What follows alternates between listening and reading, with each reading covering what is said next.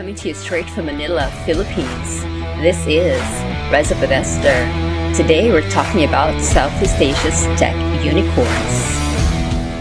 Southeast Asia is stealing the global tech startup spotlight with a surge of companies achieving the once elusive unicorn status, that is, startups valued at over $1 billion. To date, Southeast Asia has produced an impressive 53 unicorns. The year of 2021 in particular saw a record-breaking number of startups achieving this coveted status, with notable examples such as Singapore's Ninja Van and Caro, as well as Vietnam's Momo, among others. As unicorn sightings become increasingly common in the region, one can't help but wonder, what's the secret behind this meteoric rise? Join us on this captivating exploration of Southeast Asian tech startups' journey to unicorn status as we delve into the driving forces behind their success and the formidable challenges that stand their way. So what are the factors contributing to their success? The ascent of Southeast Asian unicorns can be traced back to a confluence of factors, each playing a crucial role in shaping their success. To begin with, the region's substantial population, surpassing 650 million, offers startups enormous market potential.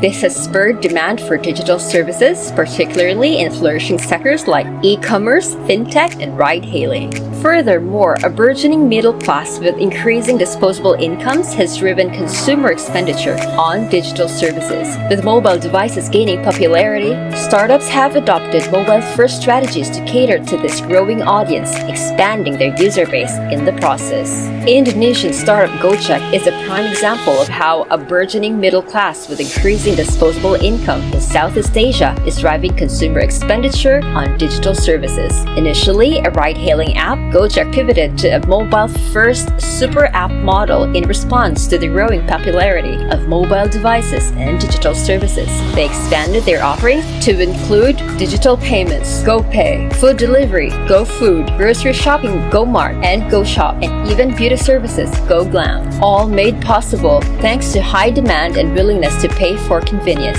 This strategy not only expanded their user base significantly in Indonesia, but also proved successful in other Southeast Asian markets such as Vietnam, Thailand, and Singapore, demonstrating how startups can leverage the region's socio-economic trends. Lastly, a boom in investment from both local and international venture capital firms has fueled the region's growth. A report by Google, Temasek, and Bain & Company projects Southeast Asia's digital economy to reach a staggering $360 billion by 2025. This anticipated expansion has attracted significant investment with over $8 billion funneled into the sector in 2020 alone, highlighting the region's immense potential for producing even more unicorns in the years to come. So what is the role of government's initiatives in Southeast Asia's startup scene?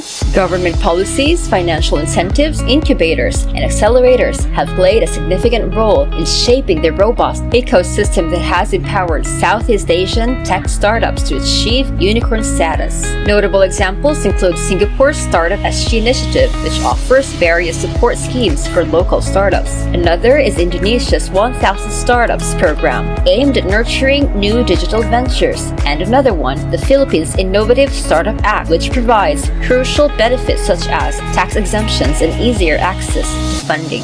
The region has also witnessed a surge in incubators and accelerators, including Malaysia's MAGIC, or Malaysian Global Innovation and Creativity Center in Cyberjaya, Thailand's DTAC Accelerate, or Digital Total Access Communication Accelerate, and Vietnam's Visa, or Vietnam Innovative Startups Accelerator.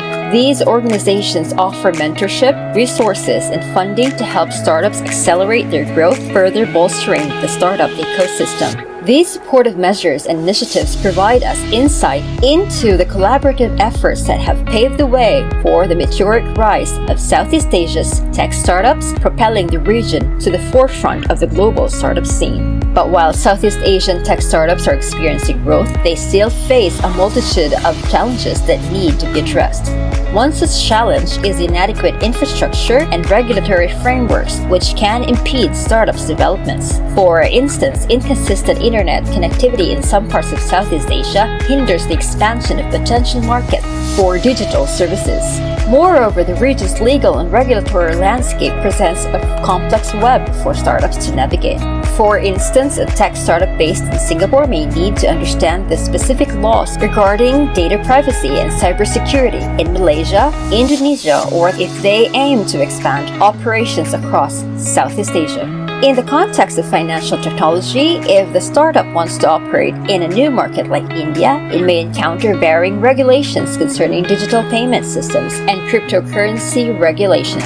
For instance, while cryptocurrencies may be accepted and regulated in Singapore, they might be restricted or even outlawed in India. This could require major adaptations in the startup's business model to ensure compliance. This complexity in the legal and regulatory environment makes it much more challenging for startups to scale across the region, a crucial step towards achieving unicorn status. Startups would need to adapt their business models and practices to each new market, which can be time-consuming, expensive, and divert valuable resources away from their core operations. These constraints pose a significant hurdle for startups aiming for a rapid expansion to earn the prestigious unicorn status. Lastly, a scarcity of tech talent in the region poses another significant hurdle for startups. Many find it difficult to recruit skilled developers, data scientists, and other tech professionals, which in turn can slow their growth trajectory and limit their potential to become industry giants. In fact, a study by Google and Temasek found that Southeast Asia will need an additional 40 million tech workers by 2030 to meet the growing demand for digital services. Several startups have already felt the impact of this shortage.